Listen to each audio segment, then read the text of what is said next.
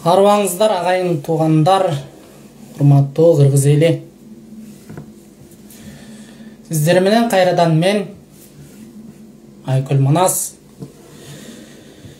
Бүгүнкү айтыла турган кеп өзүңүздөр окуп тургандай Ворух анклавына берилип кеткен жол тууралуу болмокчу.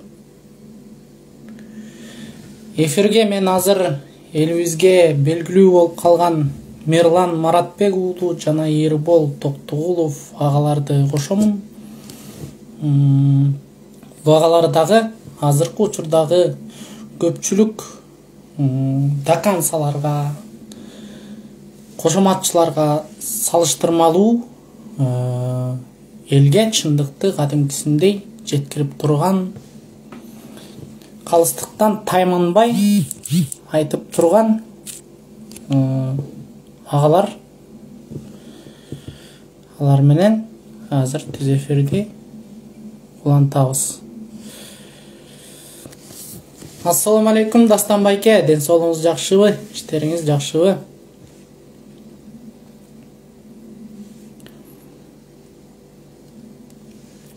Так. Бул жака түз эфирге кантип кошот болду экен эми.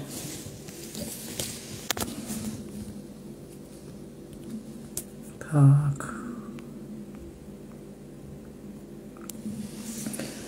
Эрбол байке, мени угуп аткан болсоңуз кошулуп коюңуз.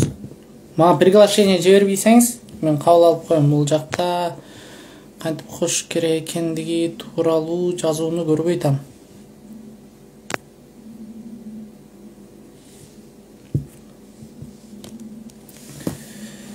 Өзүңүздөр билгендей, азыркы учурда биздин чек арадагы жаңжал көпчүлүктүн көңүлүн буруп турган учуру. Мындай маселелер 100 жылдар, 200 жылдар бою мамлекеттердин арасындагы жаңжалды баштоого эң орчундуу себеп болуп турганда.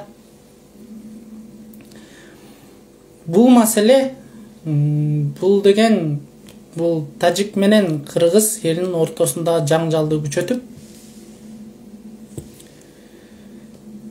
эки элди өзүнүн карамагында, өзүнүн таасиринде кармап тургусу келген чоңураак мамлекеттердин дагы кызыкчылыгы ойноп атканын унутпаш керек да.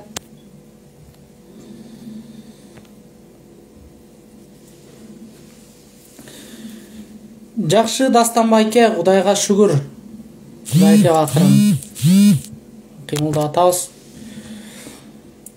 Ассаламу алейкум экем, тынч амансыңарбы? Кудайга шүгүр байке. Ассаламу алейкум, тынч.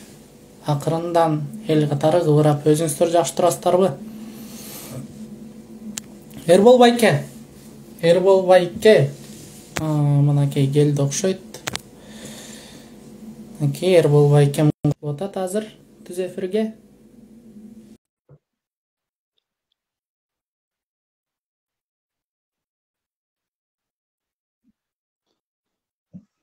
Ассаламу алейкум байке. Ассаламу алейкум Маткө. Кандайсыңар? Эсок жакшыбы? Сак саламатсыздарбы? Бул сыркоодон алыссыңарбы? Буюрса, өзүңүз жакшы турасыз. Шүгүр, рахмат. Массалык маалымат каражаттан мигранттарга кандай десем, кысым катар болобу, кандай десек, 3 айда бир медициналык кароо өтсүн деп милдеттендирип коюштур. Бул жакта документ алуу кыйындап баратат. Өткөндө эле бир акыбалга түшүп болуп калдым. Жаңы жыл күнү мен аяш атам келген үйгөчү. Анан аяш атамды жакшынакай коноктоп, анан 12 жакын үйүнө барып тоссун деп, мен остановкага узатканы чыксам, жүрү сен бияка жаңы эле келдиң, Красный почту көрүп келели, чогуу бир аз коорашып, көп болду көчпөй кеткенибизге деп. Ал кетти, экөөбүз баргандан кийин билдик Красный почту жабылып калыптыр. Саат 9:00 бизди жөндөн жөн жерден кармап кетти. Жөн элечи. документибиз ордунда, кадимкидей болчу, туп-туура болчу, эч кандай мыйзам бузуулар болгон эмес. Жөн эле силер деген особо опасный преступниктерге окшош экенсиңер деп туруп эле кармап кетип, канчабыз 30дай баланы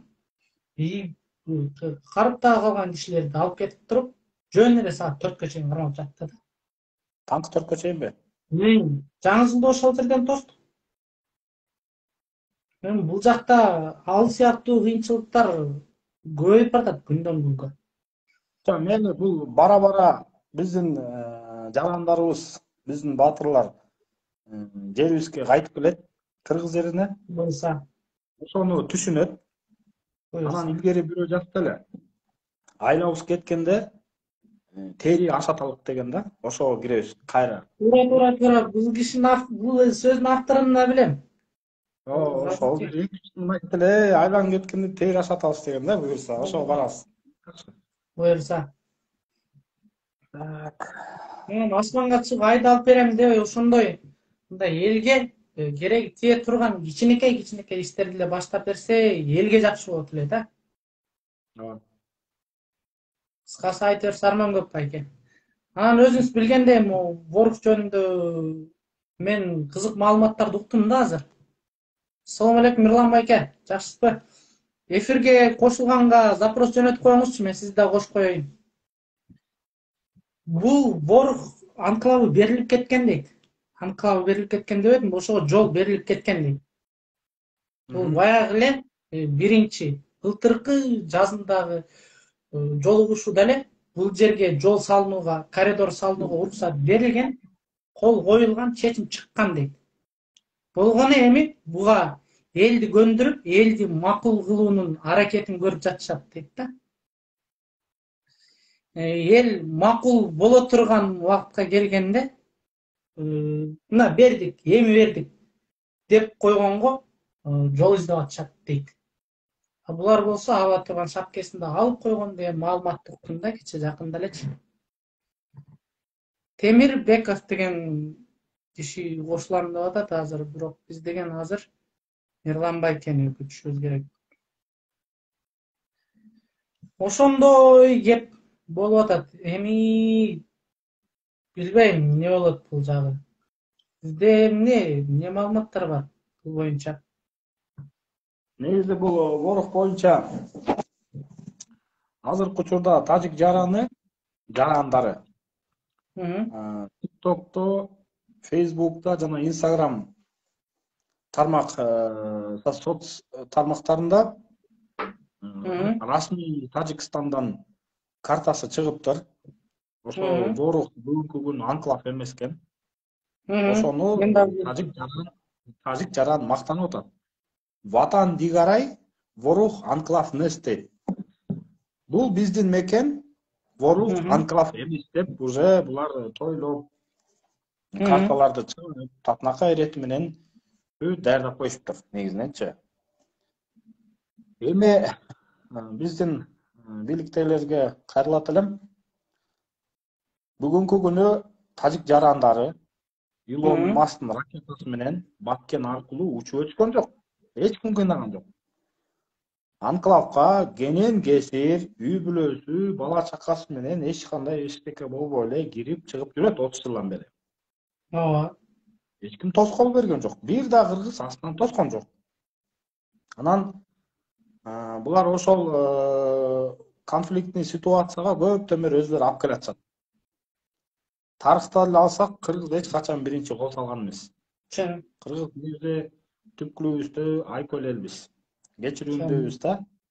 Бирок эгерде жүрөктө от тутанып кетсе, кечирип коем дачы. Токтотуш деген болуп калат.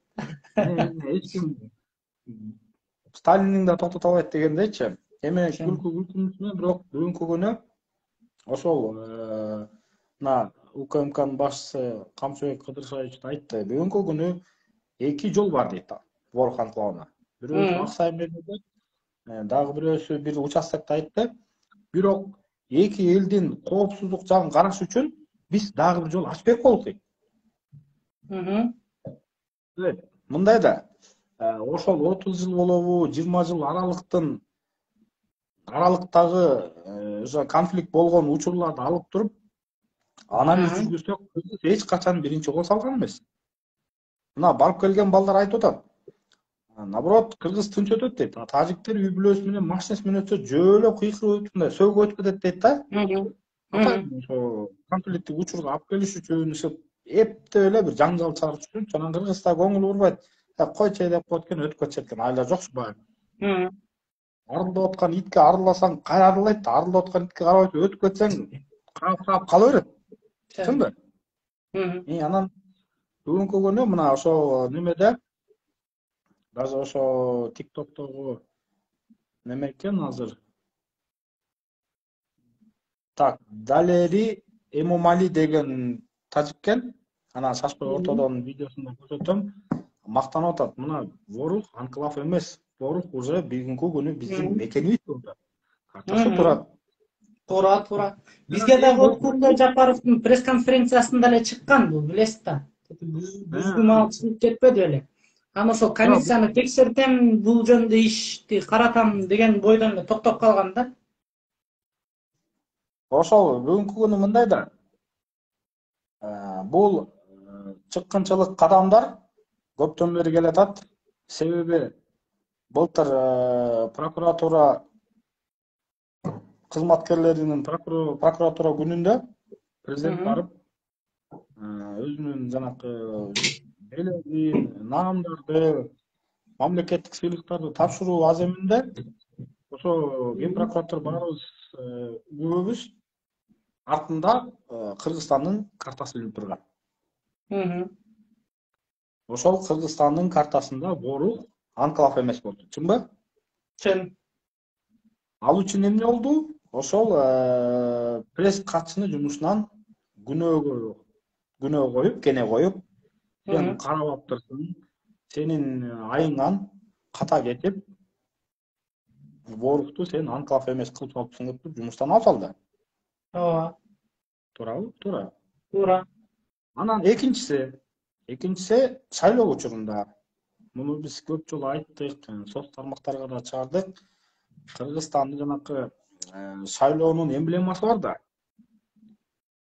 Шайлоо 19, шайлоо 20, шайлоо 21 деп ошол мамлекеттик деңгээлде өтө турган бул чоң депутат.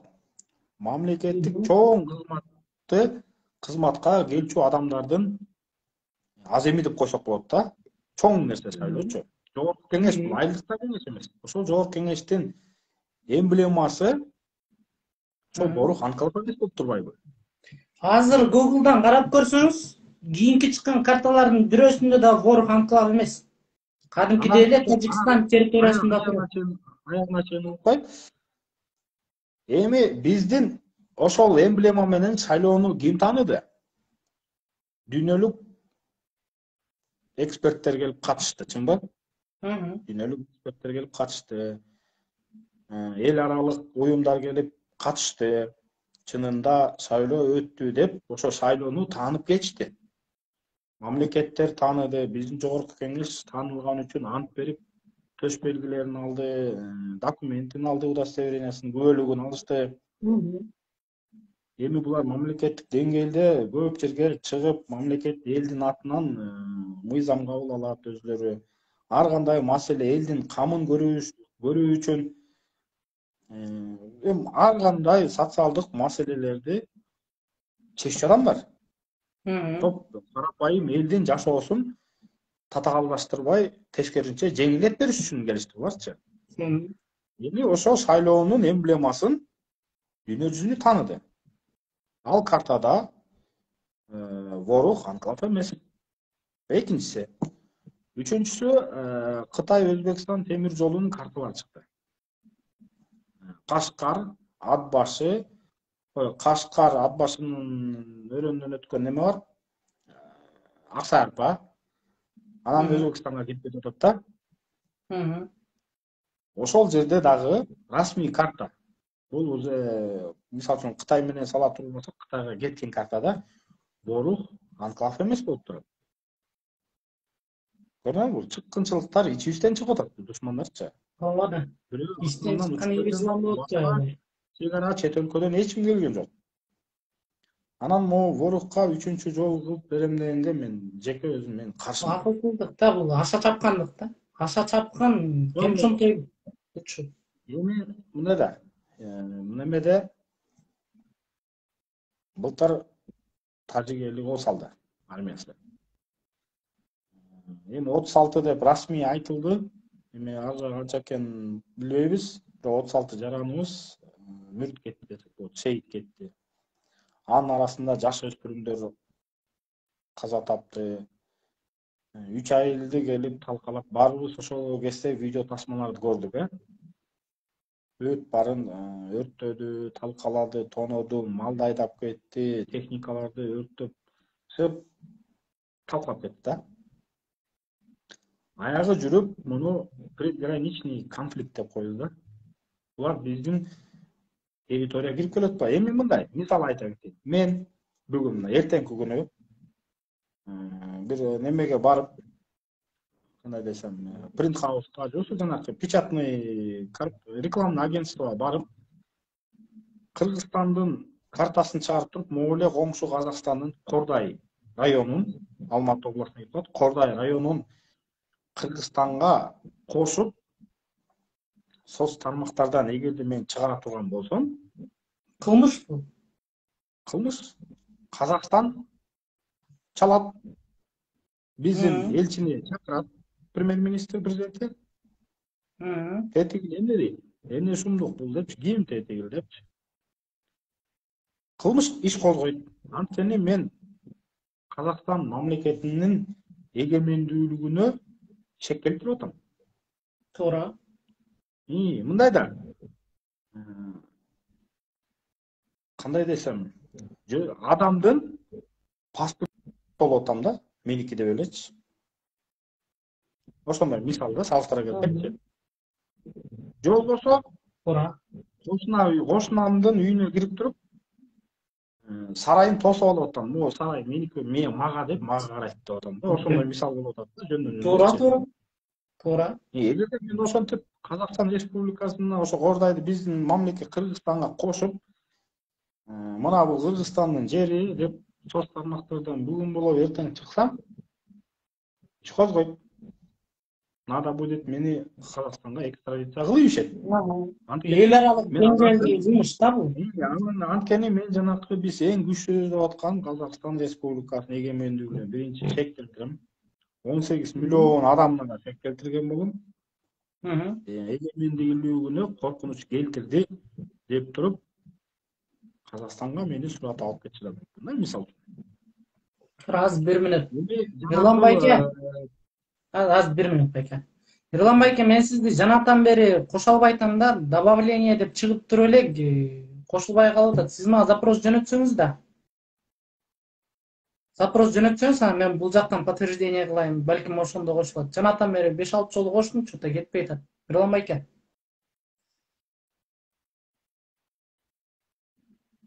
Жанатан бери кошула албай атат байкеңиз.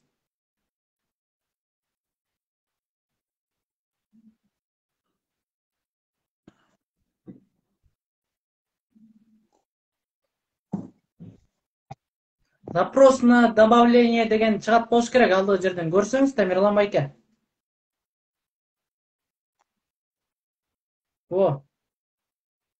Добавить. Мына добавление деп чыкты, бирок кошулбай калып атат да андан ары.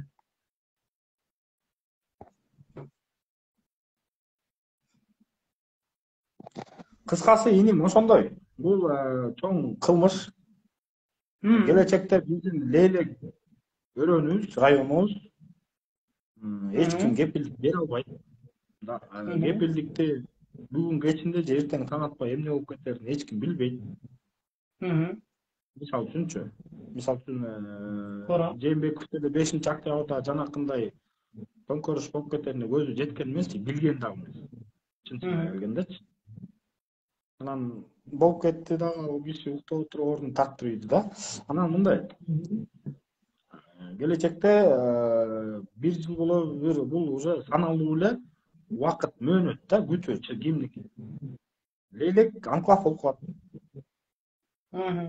Анткени Тажикстан картаны карасак эки жеринен кысып келатат. Ортодон калып калат дагы. Анан жолго тиешелүү дагы бир нерсе деп дагы ким билет эми ар кандай мыйзам чыгып калабы же кайра эле элдер жашап ошака бак тийип алабы, анан могул жер биздин ата тектен калган деп дагы бирдемени. Эми чын келгенде 39 протоколду азыркы жогорку кеңеште түртүп чыккан 39 протоколду элге ачык жарыялаш керек болчу. Мисалы, чын келгенде элдин мамлекеттин основной мамлекетти ким карайт, ким көтөрөт, эл көтөрөт. Эл жок, мамлекет жок дегендейчи. Бул конституцияда жазылган баш мыйзамдачы. Анан элден купуя кылып, өз алдынча мындай жабык эшиктин артында караганы бул негизи туура эмес да. Кийин айтат депутат, жогорку кеңештин депутаттары, эл өкүлдөрү чечип коюш деп коюшат. Эл өкүлдөрүн биз сайлаган эмеспиз дейт. Эл өкүлдөрүн силер сайлагансыңар. Ошо ишеним көрсөтүп жиберип атасыңар. Ушу бар биздин көйгөйдү чеч, маселени карагыла. Анан силер шайлап келген эл өкүлдөрүнө биз сунуш берсек, колдоп беришти, мы тут при чем деп биздин күнөөбүз бияк эмне деп туруп анча мынча кишилер эч ким мойнуна албай тура тургандай жагдайын ойлонуп атышат да буларчы. Ташиев да мойнуна албайт, Жапаров да мойнуна албайт, депутаттар да мойнуна албайт. Бири-бирине түртүп коюп туруп, мындан суудан кургак чыгып кетели деп атышат. Акыры мындай да. Акыры ратификацияны жогорку кеңештин кагазын көтөрүп коюшат.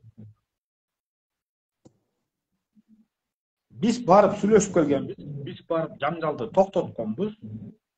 Биз барып ушул токтом тиги протоколго кол коюп келгенбиз. Протоколду биз жогорку кеңешке өткөрдүк. Жогорку кеңеш ошол учурда бул протоколду карагандан баш тартмай немеден өткөрбөй койсо болмок, кароодон деп коет да. Болмок. Биз аларды кыйнаган жокпуз. Мына өзүлөрү келди да өткөрүп берди, анан эмне кылды ийсиңер деп деген жооп болушу мүмкүн да келечектечи. Анан негизи эле 39-чуну жалпы элге көрсөтүш керек болчу. Көрсөтпөйүнчө эл тынчыбайт го дейм. Эми аны неметет мындай негизи элге жарыялаш керек болчу. Массалык маалымат каражаттарын чыгарыш керек болчу. Мамлекеттик жана кызыл тоо көп бир газеттер бар, газеталар кезип. Ошолорго чыгарып, Facebook'ка деле чыгарып, көп КТРдан деле чыгарып койсо болмок. Ушунун негизинде могул делимитация, демаркация болгон. Ушундай каралбаган бир 3-4 участок калган. Ошонун негизинде деп мындай элге салса эл айтат эле, өз оюн билдирет эле. Бул биринчи, экинчиси, үчүнчүсү тажик тарап 1924-27 жылкы карта менен карай баштады.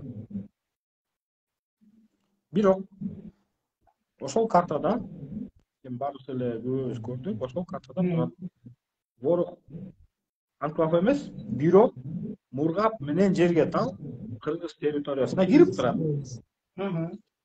Эми тажик тарап ошол Мургапты, жерге талды жана Лакшы район дегенде аларды карабайбыз. Бирок ошол картаны бетке коюп, алар каралбайт. Ворохту ошо менен карайлар. Бул негизи туура эмес да, биз өзүбүздүн таламыбызды талашчыбыз керек да. Мисалы үчүн мындай да, жалпак тил менен айтканда, байкеси инишин алып барып туруп, таларды качтап туруп, салат коюп атат да. Байкеси карап турат. Инишин 10 бала сабап атса, байкеси барып тирөөч болуп туруш керек да, токтоткула деп, эмне болуп атат деп, маселеге эмне болуп атат. Эмне үчүн? А болсо карап турат, инисин 10 бала талап атат. Салып берип койдуңуз дейт каначы. Ошондой. Эгерде 24 менен 27 жылкы карта менен карай турган болсо, Мургап менен ошол Тоолуу Бадакшан району менен Мургап жерге тал району область. Кайтарып бериш керек. Кайтарып бериш керек. Ал деген негизи биздин жер да. Бизге караштуу. Алар деген ошол мамлекет болуп катталып алууга керек болгондугу үчүн бизден мындай карыз калган жер да, башкача айтканда. Ал ооба жерлер кайра берилиш керек. Кайди. Бакыда мындай неме бар экен. Тажиктер келип Кыргызстанга үмүт эткен. Көрдүңүзбү? Тарых десе эле эл күлүп атпайбы? Ой, тарыхтын эмнеге бар койгулачы депчи. Тажик келип Кыргызстанга сурайт экен. Сен Манастын тукумусуң дейт экен. Ооба дейт экен да, кызчы. Силер Алтайдан көчүп келгенсиңер. Хейси бир энеси. Бул биздин жер Баткен. Баткен ошондо эле бар болчу. Силер Энесайдан көчүп келгенсиңер. Манастын тукумусуң силер. Ооба дейт экен. Эме койдур. Баткен деген бул Кыргызда эле кенге баткан жер. Баткенде кен көп. Рубини дагы бар, алтыны дагы бар, ураны да. Баткен кенге баткан жер. Просто мунун уңгу мүчөктүр экөөнүн алмаштырып койгондо Баткен. Мындай ысулар бизде көп да. Жерлердин аталышында, адамдардын аталышында, мындай ысымдарында. Эрлан байке могул жакта сурооду. Бул жагдайды кантип чечиш керек дейт. Ушул суроо болуп атат го дейм баарында элечи. Эгер жанагынтип барып туруп эле чечип койгонго мүмкүн болбой тура турган болсо, башка да жолдор барбы деген суроолор болуп атат окшойт. Жанатан бери сурап атат да, Хон Усматов. Алейкум ассалам. Бул жагдайды кантип чечиш керек? Бул жагдайды оңой эле. Мургат менен жерге талды кайтаргыла дагы борукса ачып эле жолуңарды коюш керек болду. Мы имеем право на это. Анан мындай да. Сен машинеңдин дөңгөлөгүн, запчасть дөңгөлөгүн чыгарып берген оңбу же машинең тартып ийген оңбу тажик тараптан? Мисалы үчүн биз Мургат менен жерге талды талап кылсак, алар машинесин бизге тартып ийген да, лучше запасной дөңгөлөгүн чытайт. Мону эле алат болду. Кеп жок дейт да. Мындай жалпак тил менен айткандачы. Туура айтасыз. Биз талап кылышыбыз керек. Хорошо, биз 24 менен 27-ни колдойбуз. Мына, колдойм деш керек. Базар үстүнө. Бирок кандай десек, давай, ачык, айкын, таза өтсүн. Биздин силер коюп аткан талап биз да коебуз. Хорошо, борукка коридоруңарды ачкыла. Ачып берем. Бирок Мургат менен жерге талды. Артка кайтаргыла деш керек. Бирок менин оюмча байке бул жерлердин берилип кеткени чындык да.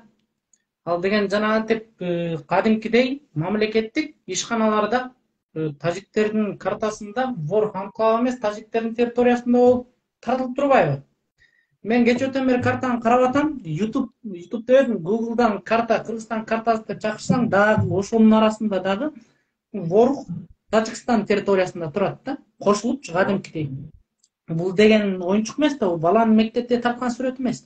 Бул деген килтеген бир мамлекеттин картасы. Бул жанагынтип ириклер интернетке официалдуу түрдө жарыяланып жаткандан кийин, демек бул жерге чечим чыккан да. Ал эки дос алчысын алгандагы анан жанагы барганда бүжүрөп алардын алдына келин болуп жүгүнүп аткан мамилеси мен ошондой эле түшүнүп атам да эми.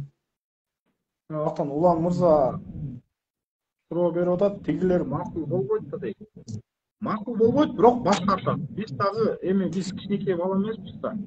Биз менен макул деп туруп бербейбиз да. Биз өзүбүздүн талап кылсак, эл журт менен чогуу чаранын баарыбыз биригип тикелей тек турсак, тажиктерин кой дейт да, борукка ачпа жолун дейт. Керек болсо борукту аракет берип деле салат. Мисалы үчүн. Берип эле салышы мүмкүн. Берип эле салышы менин оюмча берип эле салды булар. Дагы бир элге жеткиримдүү жалпак тил менен айтайын. Дүкөндөн бир бөлкө нан көтөрүп келатып, сындырып туруп берип кутулуп кеткен жакшыбы же нанын тартып ийген жакшыбы да? Тиги тажик тараптан нанын тартып ийгенге караганда тиги корочка жагын сындырып туруп Остип турчу да, азыр келем деп кетип калган жакшы да. Жөн эле. Ошон үчүн биз Борух немени Мургат менен Горный Тоолу Бадахшан району менен жерге талды. Ошол протоколдун ичине киргизип, мүмкүн болсо талап кылышыбыз. Эми кайдан киргизип алган укугубуз бар да, мы имеем на это полное право. Анткени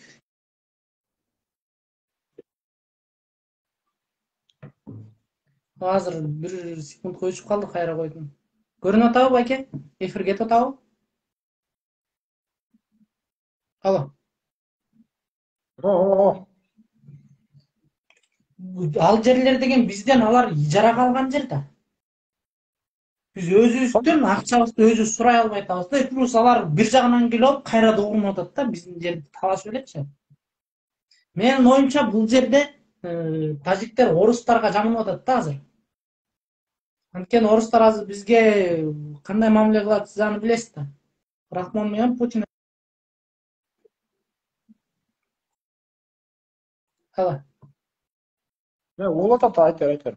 Жок, менден эфир өчүп калып атат да. Анан ошол Путиндин күчүнө таянып туруп, булар жанагы жерди тартып эле алыштын айласын көрүп атышат да. Болбосо жөндөн жөн эле бастырып келип, бул жакта деген коюнчук эмес да жанагынча адамдын өмүрүчү. Негизи эл буга көнбөйт. Ачык эле айтыш керек.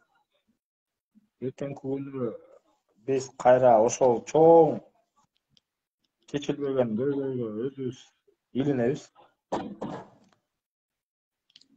Анан кайра биз коридор сурап, жалдырап, кол сунуп, алакан жайып, берип койчу деген күн дагы келбесин кимге бирлик берет? Эч ким бере албайт.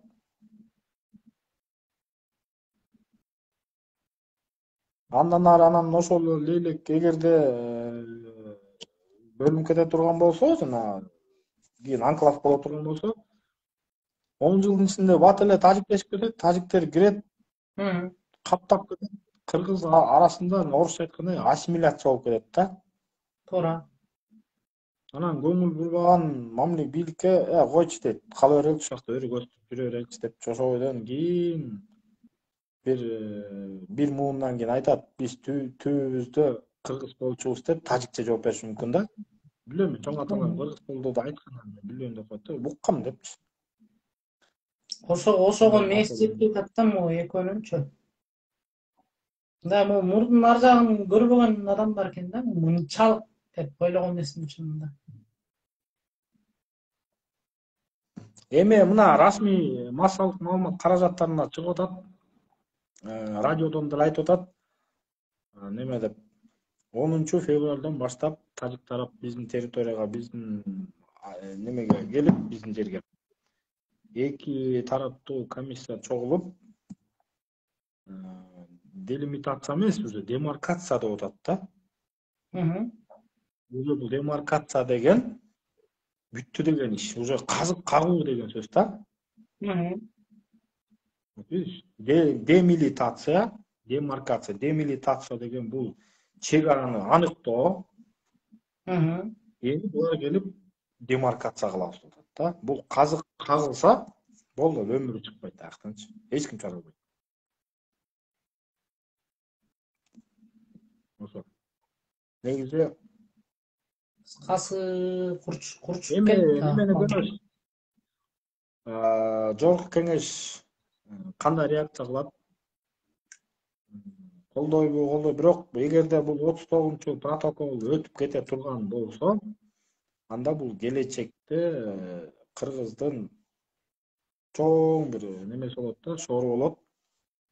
Согуш чыгып кетет болуш керек анда. Анан чыккынчылар кийин чек арада жашагандар согушка дат даярдуу болуп калган турбайбы? Курал бергиле, биз курал менен чыгабыз деп кадимкидей эле айтып атпайбы? Кокосуна жетиптир да алардын. Анан кийин юридикалык баа берилет бул боюнча.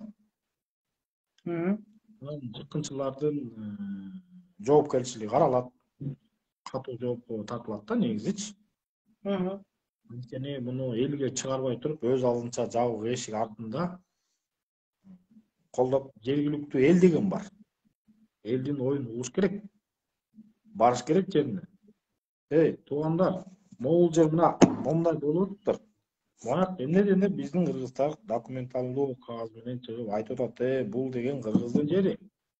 Болбойт. Өмүр бою Союз таркагандан бери, Союз доорунан бери тетиги суунун аркы бетинде ойноп, мал кайтарып жүрчүбүз деле айтып атпайбы, мисалы үчүнчү. Андан эле кандай эле тажик тарап өтүп атат бул жерлер депчи. Анан жергиликтүү эл билет да. Сен өзүң үйүңдүн короңду кайсыл жер кандай ачылганда кандай кириш керек, эшигиңдин купусу кандай бураганда эшикти түртүп туруп ачкычты бурасаң ачылабы же мындай бурасаң эми ар бир секрет болот да, окуя болот да. Бирөөнүн газы начар күйөт, бирөөнүн включателин свет күйгүч күчүн бассаң туура эмес, ар ким өзүнүн үйүнүн немесин билет да. Анан ошондой да жергиликтүү эл дагы ушундай да. Кайсыл бак, кайсыл жерде отургузган, чоң атам отургузган, могу жер биздики деп анан жергиликтүү эл өзүнүн оюн айтат эле да.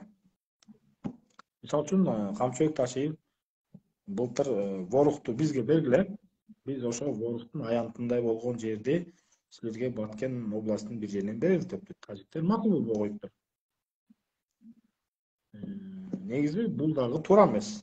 Анткени бул Кыргызстандын бүтүндүгүнө шек келтирет. Эми дагы бир маселе калды.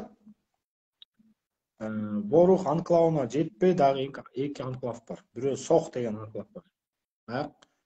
Өзбекстан мамлекетине караштуу. Эгерде биз расмий түрдө Борукка жол ача турган болсок, эртең күнү Сох чыгат, өзбек чыгат. Биздин Сохко дагы асфальт жол салынат, жол белгилейт. Түшүнбөйм? Сахи Мардан деген дагы бир жер бар. Тоолуу аймак, мындай жаратылышы кооз жер экен. Ошол дагы Сахи Мардан биздин Кыргызстандын аймагында жайгашкан. Ошондо Ош областына карап калат. Алар да айтат, бизге да жол бергиле дейт. Өзүнчө. Анан жол мындай да, жол стандарт 10-12 метр салынат. Эки катар машина өткөнгөчү. Анан плюс-минус эки капталы бак тегилгенге тияка чейин деп бир 10 метр, ошондо 30 метр. 30 метр чек арасына чейин канча экен? 30 метрге бак тегилет. Бактар 5-10 жыл өсүп чыгат. 5-10 жылдын артасында дагы келип туруп дагы бак тигип кете берет. Биздики мына могу бак менен чийилген деп туруп кийинки муңга көрсөтүп коет. И ошол эгерде ошондой болуп кете турган болсо, чек ара жол жээктеги бак менен чийилген деп коет, а бак может 10 катар тигип кетет, ким билет. Бак деген турат да, мисалы үчүн. Биз ар кандай өзүнүн немелери болот да, мындайча айтканда, орусча айтканда хитросттери жана. Эми кепилдик эч ким бере албайт да. Алар дагы сурашы мүмкүн. Бизге да бергиле, тигине тажик элине силер бердиңер. Бизге да бергиле дейт. Анан ал учурда кантебиз? Кандай болот? Кызык, Борукка эмне үчүн эки жол турса, Ташиев жанталашып дагы жол салып берем деп жатат жигиттер дейт. Менин билишимче алар алчусын алып туруп жол салууга уруксат берген.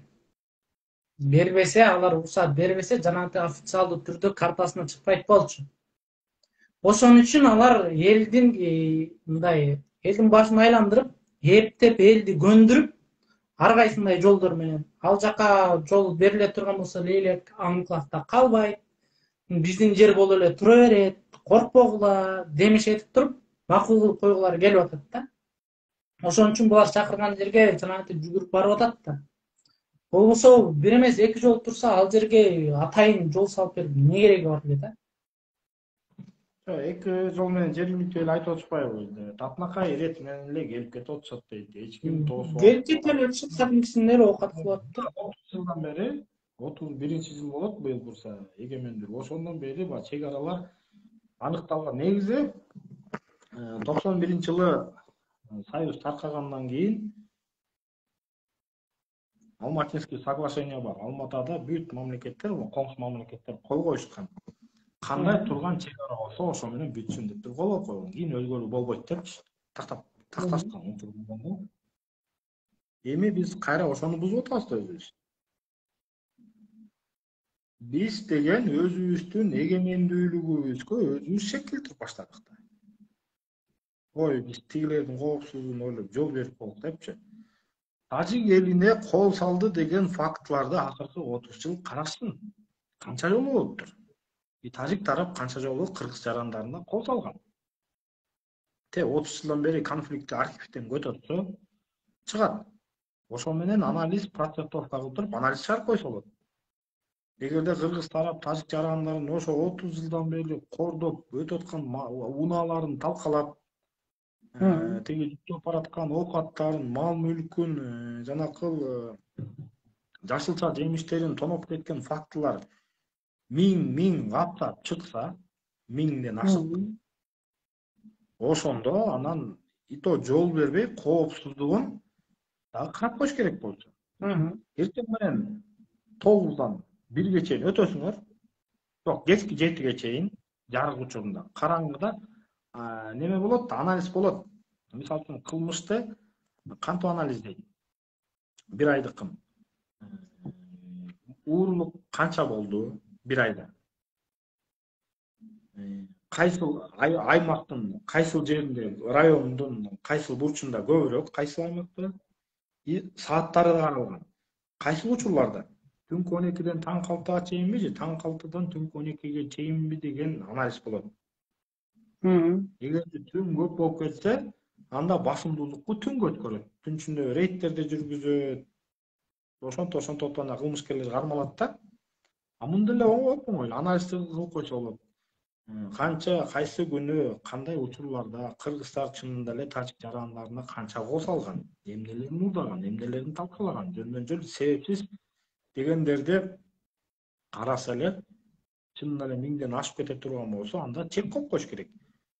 Таңкы 6 урматтуу тажик кошуналар, жарык күнү, түнүкүсүн жүргөлө койгула, өзүңөрдүн коопсуздугуңарга байланыштуу. Эгерде срочный ушундай болуп атса, анда скорый болобу, тез жардам болобу? Келатканда биз ошол унаны Тажикстан мамлекетине чейин өзүбүз коштоп жеткизип коелук. Сопровождать этип барабыз деп ошентип койсо болот да, мисалы үчүнчү. Болчу кадимкисинде эле болот болчу, бирок анткенге деле негиз жок да. Эч кандай негиз жок. Жок, эми ал бул эң акыркы деген неме да. Болбой баратса да. Болбой бараткан. Болбой чыгчакак болуп согуш башталып кете турган напряжение болсо, анан ушундай чечимге келсе болот эле да. Андай суроо дагы жаралган эмес да буга чейин. Анан тиги Камчыбек Кыдырсайч айтып атпайбы? Тажик элинин коопсуздугу дейт. Акыркы жылдан бери өзү көрүп келаткандай эле, билип келаткандай эле кыргыз кол салган эмес, бүт эле тажик тараптан болгон конфликттер, болгон ар кандай жаңжалдар, провокациялар ошол эле тараптан болот. Биздин тарапка кирип кетип атышат, тигинтип атат, солдаттар келип канчадан бери атып кетип атат. Биздин тарапты автомат эмес, миномет, гранатомет менен аткан канча болду. Канча деген кызматкер, чек ара кызматкерлер каза таптыр дегендей. Эч ким жооп бербей эле бул деген чек аралык эле конфликт, жаңжал деп эле ошодон тынчып бүтүп калып атат. Анан жанакыл тажик жараны Дэн Эмомали деген TikTok'тогу чоң эле бир блогер чалыш экен. Ошонун чыгарган блогуна, видео тасмасына биздин бийлик эч күтпөстөн Тажикстан мамлекетинин элчисин чакырып, нота протестти коюп, мууну карап, көңүл буруп, чара көрүп, чечимин айтып берип коюңуздарды суранабыз деп койсо болмок. Эми көрүштү да. Аналар жооп бермек. Биз бардык, баланча төкөнчө ал оюндан чыгарып эле ручка карандаш менен тартып туруп, жөн эле келечекте деп оюндагы эле тартып койдук. Ал кишини административдик штраф кылдыкпы, мындай кылдык десек жоопкерчиликке неметтик деш керек болчу. Кайдан бирөө дагы сүйлөгөн жок, эч ким да айткан дагы жок. Негизи бул туура эмес да. Мен айтып атпаймын жанакындай эле, мо Кордайды эле Кыргызстан кошуп тартып туруп, Кордай ата тегибиз илгери биздин жер болчу, могу деп мына буюрса деп койсом, момент. Соттолуп кетесиз да. Бул эл аралык деңгээлде кылмыш болуп эсептелинет да. Мен чоң 18-20 миллион калкы бар мамлекеттин аброюна чоң шек келтирип атам да. Бул эгемендүүлүгүнө кол салып атам да мен. Мгм. Ушундай. Бул согушту баштап ийе турган ниети бар адамдар ошентет да, бирөөнүн жылкысын тийип кеткенчи, жанагы согушту баштоого негиз керек болгондогундай кеп да. Мен ошонун атын минип алып элечи, Ушундай баалуу. могу менин атым болчу, менин илгерки айгырымдын калган кулум ат болгон. Ушу мен айгырымдан чыкты эле. Могу мен атым меники деп эле бирөөнүн кошунанын атын мен тартып атам да, ошондой эле неме болуп атат да, мисалчы. Тиги айтып атат, ооба, чынында тарых боюнча бунун аттын атасы силердин айгыр болгон, бирок кечирип кой, бул меники болчу деп атат. Меники деп. Кыскасы, Жалпак тил менен, жеткиликтүү тил менен айткандачы, ошондой тууган. Кыскасы эми көрө жатабыз да, 10-февралда келип эки тараптуу комиссия иштейт деген маалыматтар чыкты. Аны окудук, көрдүк. Кандай чечим болот? качан болот экен дедиңиз? 10-февралда. Так, эртең күрсүн башташат келет экен комиссия. Бирөө келеби, бешөө келеби, бир автобус келеби? Көрөбүз да. Кандай чечим чыгарышат экен? Биздин жогорку кеңеш кандай неме чечим чыгарат экен дагы биздин тарап. Негизи кийин баягы катуу жооп берчү неме да бул. Маселе. Жок, маселе. Эл кечирбеш Ошол. маселе болот да. Ошол байке мени жанагатан бери бирөө чалып ала албай атат. Макул. Мен ал кишиге жооп берип коюшум бар. Жакшы кеп болду байке. Жакшы маалыматтарды айттыңыз. Менин оюмча элге абдан керектүү, абдан түшүнүктүү далилдеп бердиңиз да. Мейли, давай, аман болгула. Аман эсен. Көрүшкөнүмө кубанычтамын байке. Аман болуңуз.